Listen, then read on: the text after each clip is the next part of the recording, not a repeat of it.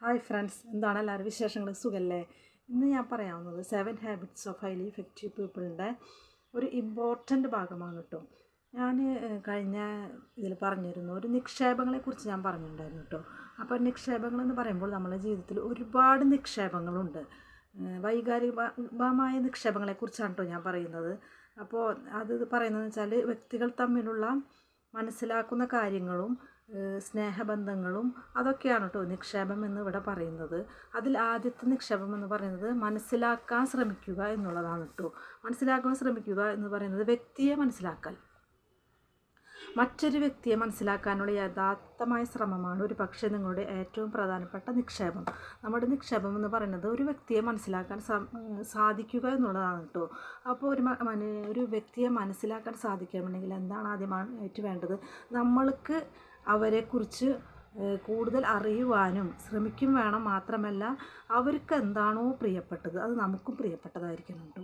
ഇപ്പോൾ ഒരു കുട്ടി, 6 വയസ്സുള്ളൊരു കുട്ടി വന്നിട്ട് പിതാവ് ഏറ്റവും ഇമ്പോർട്ടൻ്റുള്ള കാര്യം ചെയ്തിരിക്കുന്ന സമയത്തായിരിക്കും ആ കുട്ടി വന്നിട്ട് പറയണം ഇന്നൊരു കാര്യമുണ്ടെന്ന് പറയുമ്പോൾ 6 വയസ്സുള്ള കുട്ടിയല്ലേ, ആ കുട്ടി പറയുന്നത് നിസ്സാരമായിരിക്കും. പക്ഷേ ആ കുട്ടിക്ക് ഒരു മൂല്യം കൽപ്പിക്കുന്നുണ്ടെങ്കിൽ നമ്മൾ ആ കുട്ടിക്ക് പ്രധാനപ്പെട്ടതൊക്കെ നമുക്കും പ്രധാനപ്പെട്ടതായിരിക്കണം. അതുകൊണ്ട് അപ്പോൾ അങ്ങനെയുള്ള കാര്യങ്ങളാണ് കേട്ടോ ഒരു വ്യക്തിയെ മനസ്സിലാക്കുക എന്ന് പറയുന്നത്. വേറെ ഉദാഹരണം കൂടി ഇതിൽ പറയുന്നുണ്ട് കേട്ടോ.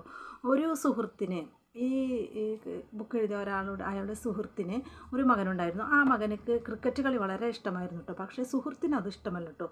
അപ്പോൾ അതുകൊണ്ട് സുഹൃത്ത് അതിനെ കുറച്ച് നാളൊക്കെ എതിർത്തു. പിന്നെ സുഹൃത്തിന് മനസ്സിലായി നിക്ഷേപം നടത്തണമെങ്കിൽ കുട്ടിയുമായിട്ട് കൂടുതൽ അടുക്കണമെന്ന്. അങ്ങനെ അതിന് വേണ്ടിയിട്ട് ഈ കുട്ടീനെ വേനൽക്കാല അവധികളിലൊക്കെ കളിക്ക് പറഞ്ഞയച്ചു. കൂടെ ഈ പിതാവും പോയി. അങ്ങനെ ഒരുപാട് ടീമിലൊക്കെ പങ്കെടുപ്പിച്ച് കളികളൊക്കെ നടത്തിയത് കൊണ്ട് തിരിച്ചു വരുന്ന സമയത്തൊക്കെ ഇവർ തമ്മിൽ വളരെയധികം അടുപ്പത്തിന് ഇടവരുത്തിയത്, സംസാരിക്കാനൊക്കെ സമയം കിട്ടി. അങ്ങനെ ഒരിക്കൽ ഈ സുഹൃത്തിനെ കണ്ടപ്പോൾ ചോദിച്ചു, താങ്കൾക്ക് ക്രിക്കറ്റ് കളി ഇഷ്ടമല്ലല്ലോ, പിന്നെ എന്തിനാണ് താങ്കൾ കുട്ടിയുടെ കൂടെ പോയതെന്ന് ചോദിച്ചപ്പോൾ പറഞ്ഞു, എനിക്കിഷ്ടമല്ല, പക്ഷേ എൻ്റെ മകന് ആ കളി വളരെ ഇഷ്ടമാണ്. അപ്പോൾ അതാണ് അവിടെ പറയുന്നത്. എന്താണ്, നമ്മൾ ഒരാൾക്ക് മനസ്സിലാക്കാൻ ശ്രമിക്കുമ്പോൾ അയാളെ പ്രിയപ്പെട്ടത് എന്താണോ അത് നമുക്ക് പ്രിയപ്പെട്ടതായിരിക്കണം കേട്ടോ. അതാണ് ഇതിൽ നിന്ന് പറയുന്നത്. പിന്നെ അടുത്തൊരു ഉദാഹരണം പറയുന്നത് എന്തെന്ന് വെച്ച് കഴിഞ്ഞാൽ, നമ്മൾ ഒരു കോളേജ് പ്രൊഫസർ ഉണ്ടായിരുന്നു കേട്ടോ. അദ്ദേഹത്തിന് ഏറ്റവും പ്രിയപ്പെട്ടത് അദ്ദേഹത്തിൻ്റെ ജീവിതകാലം മുഴുവനും വിദ്യാഭ്യാസത്തിന് വേണ്ടിയിട്ടാണ് ഈ കോളേജ് പ്രൊഫസർ ജീവിതം കഴിച്ചത്. പക്ഷേ അദ്ദേഹത്തിൻ്റെ മകനാണെങ്കിലോ വിദ്യാഭ്യാസത്തിന് വില കൽപ്പിക്കാതെ മകന് വേറെ സ്കില്ലുകളായിരുന്നു കേട്ടോ ഇഷ്ടം.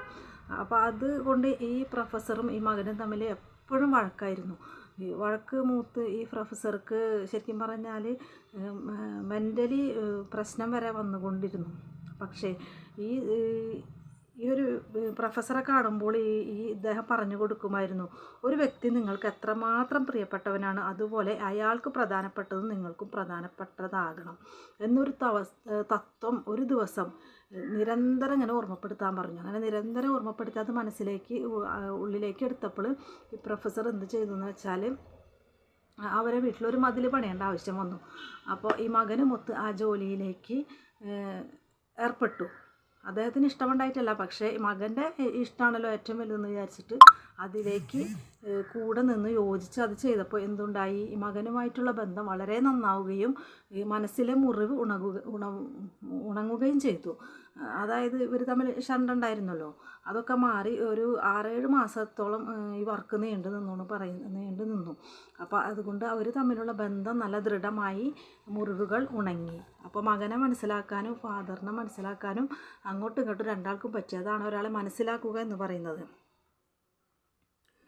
പിന്നെ മറ്റുള്ളവർ നിങ്ങളോട് എങ്ങനെ പെരുമാറണമെന്ന് ആഗ്രഹിക്കുന്നുവോ അതുപോലെ നിങ്ങൾ മറ്റുള്ളവരോടും പെരുമാറണം. മനസ്സിലായോ?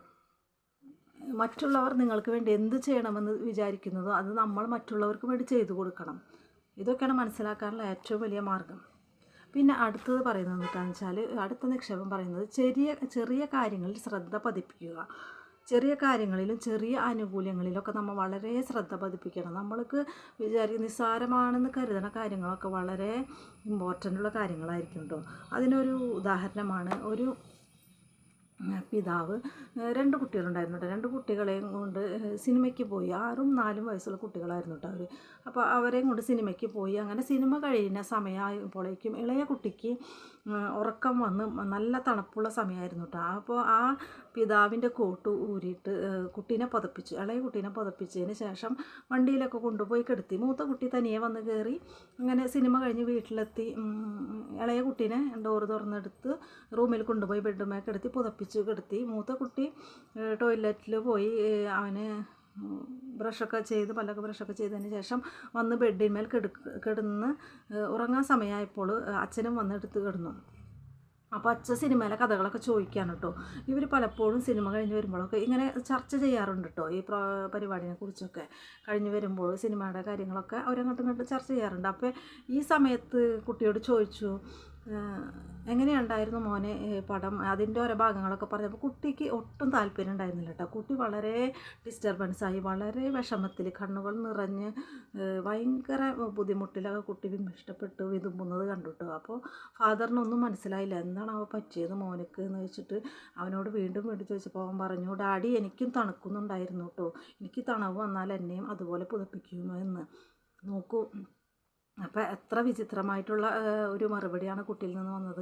ഫാദർ ആ പടത്തിൻ്റെ കാര്യമാണ് ചോദിച്ചത്, പക്ഷേ കുട്ടിയുടെ മനസ്സിൽ മുഴുവനും ഇളയ അനുജനെ ഡാഡി പുതപ്പിച്ച കാര്യമാണ് മനസ്സിലുണ്ടായിരുന്നത്. അപ്പോൾ ഈ കുട്ടി എത്രത്തോളം ചെറിയ കാര്യങ്ങളിൽ ശ്രദ്ധിക്കുന്നുണ്ടെന്ന് മനസ്സിലായി. നമ്മൾ വിചാരിക്കും നിസ്സാരമായ കാര്യങ്ങളൊക്കെ അത് നിസ്സാരമല്ലെന്ന്, പക്ഷേ കുട്ടിക്ക് അത് വലുതായിരുന്നു കേട്ടോ. കുട്ടിയുടെ മനസ്സിലത് വളരെ എന്താ പറയുക, വിഷമത്തിനിടയാക്കി, തന്നെ ശ്രദ്ധിച്ചില്ലല്ലോ എന്നുള്ളൊരു കാര്യം കേട്ടോ അവിടെ വരുന്നത്. അപ്പോൾ ഈ ഇതിൽ പറയുന്നുണ്ട്, അന്ന് മാത്രമല്ല ഇന്നോളവും എനിക്ക് വളരെ വിലപ്പെട്ട ഒരു പാഠമാണ് ആ അനുഭവം പകർന്നു തന്നത്. മനുഷ്യൻ ലോല മനസ്കരാണ്. പ്രായമോ അനുഭവമോ അതിൽ കാര്യമായ മാറ്റം വരുത്തുമെന്ന് ഞാൻ വിശ്വസിക്കുന്നില്ല. അങ്ങേയറ്റം പരുക്കനും ക്രൂരനുമായ പുറന്തോടിനുള്ളിൽ പോലും മൃദുല വികാരങ്ങൾ നിറഞ്ഞിരിക്കും. വളരെ വ്യക്തമായിട്ട് പറയുന്നുണ്ട് കേട്ടോ. ഇത് നമ്മൾ ചെറിയ കാര്യങ്ങളൊക്കെ നമ്മൾ വളരെ നിസ്സാരമെന്ന് ശ്രദ്ധിക്കില്ല. നമ്മളെ വീട്ടിലായാലും ഓരോ കാര്യങ്ങളൊക്കെ ഇതിലൊക്കെ വളരെ പ്രധാനപ്പെട്ട ഇമ്പോർട്ടൻ്റായ കാര്യങ്ങളുണ്ട് കേട്ടോ. അപ്പോൾ എന്നെ കാണുന്ന വീഡിയോ കാണാൻ എല്ലാവരും മാക്സിമം ഞാൻ പറയുന്നത് വളരെ ശ്രദ്ധിച്ച് കമൻറ്റ് ബോക്സിൽ കമൻറ്റ് ചെയ്യണം. നിങ്ങൾക്ക് ഇഷ്ടപ്പെട്ടോ, എന്താണ് ഇതിൻ്റെ അഭിപ്രായം എന്നിട്ടാ. ഇനി ഒരുപാട് ഇതിൽ നല്ല നല്ല ഇമ്പോർട്ടൻ്റായ കാര്യങ്ങൾ പറയുന്നുണ്ട് കേട്ടോ. അത് ഞാൻ അടുത്ത വീഡിയോയിൽ പറയാം കേട്ടോ. അപ്പോൾ എല്ലാവരും മാക്സിമം ഷെയർ ചെയ്ത് സപ്പോർട്ട് ചെയ്യണേ.